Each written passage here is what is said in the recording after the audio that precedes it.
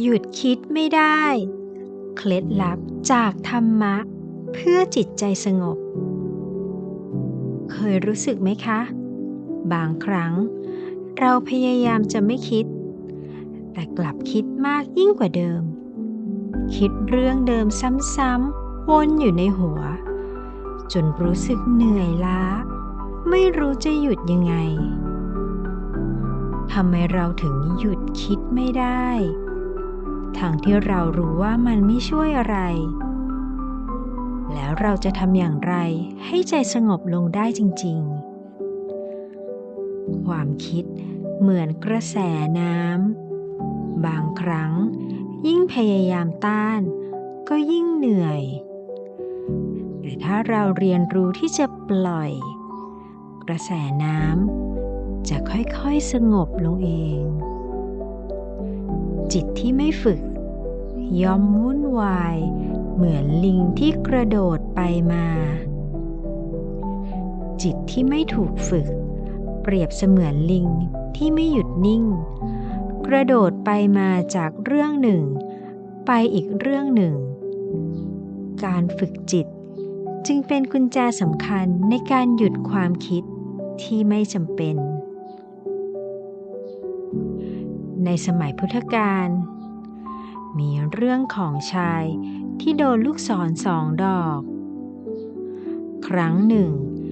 มีชายคนหนึ่งถูกยิงด้วยลูกศรดอกหนึ่งเขารู้สึกเจ็บปวดอย่างมากแต่แทนที่จะหาวิธีรักษาเขากลับมัวแต่ถามว่าใครเป็นคนยิงฉันทำไมเขาถึงยิงฉันทำอะไรผิดจึงต้องเจอแบบนี้คำถามเหล่านี้ไม่ได้ช่วยให้เขาหายเจ็บค่ะแต่กลับทำให้เขาทุกข์เพิ่มขึ้นนี่แหละค่ะคือลูกศรดอกที่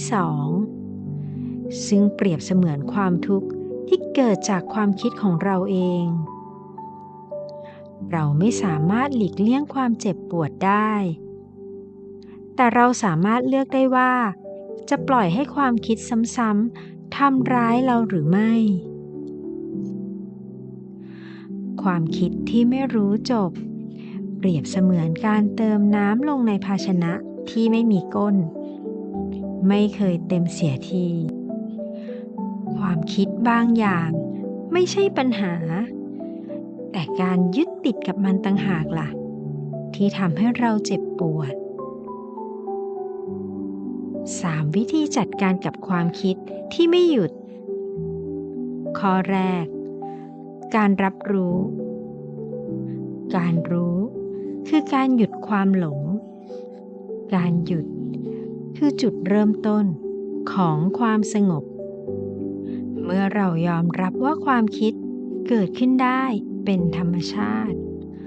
เราจะไม่ตื่นตระหนกกับมันอีกต่อไป 2. การปล่อยวางเรื่องเล่าสมัยพุทธกาลเรื่องพระ2 รูปกับหญิงสาววันหนึ่งพระ2 รูป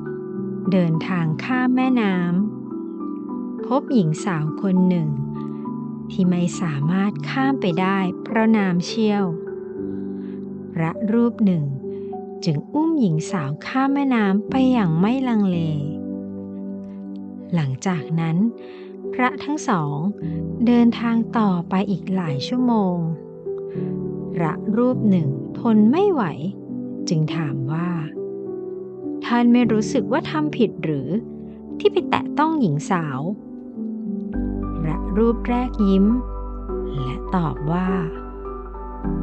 ฉันวางเธอลงตั้งแต่ที่ริมฝั่งแล้วแต่ท่านยังแบกเธอไว้ในใจอยู่หรือบางครั้งความทุกข์ไม่ได้มาจากสิ่งที่เกิดขึ้น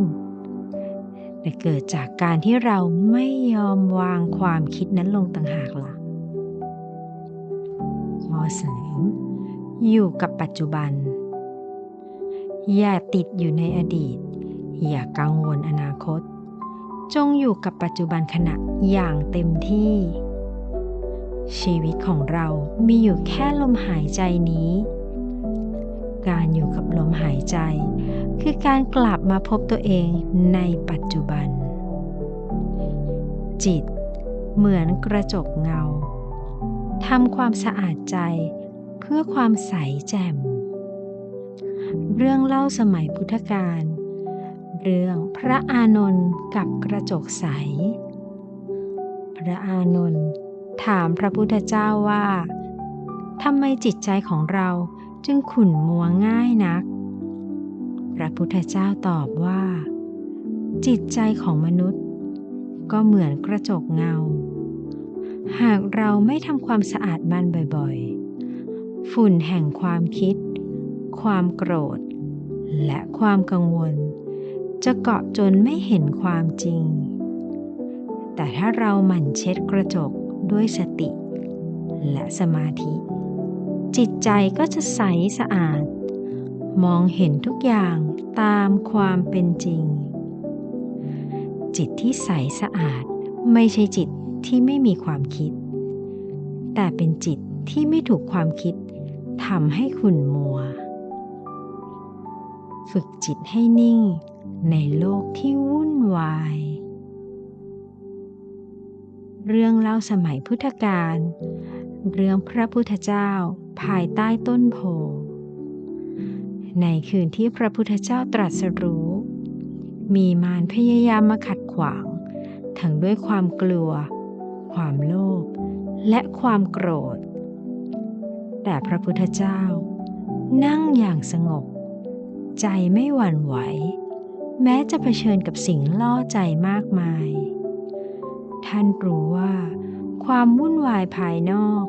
ไม่สามารถทำร้ายจิตใจได้ถ้าใจนั้นมั่นคง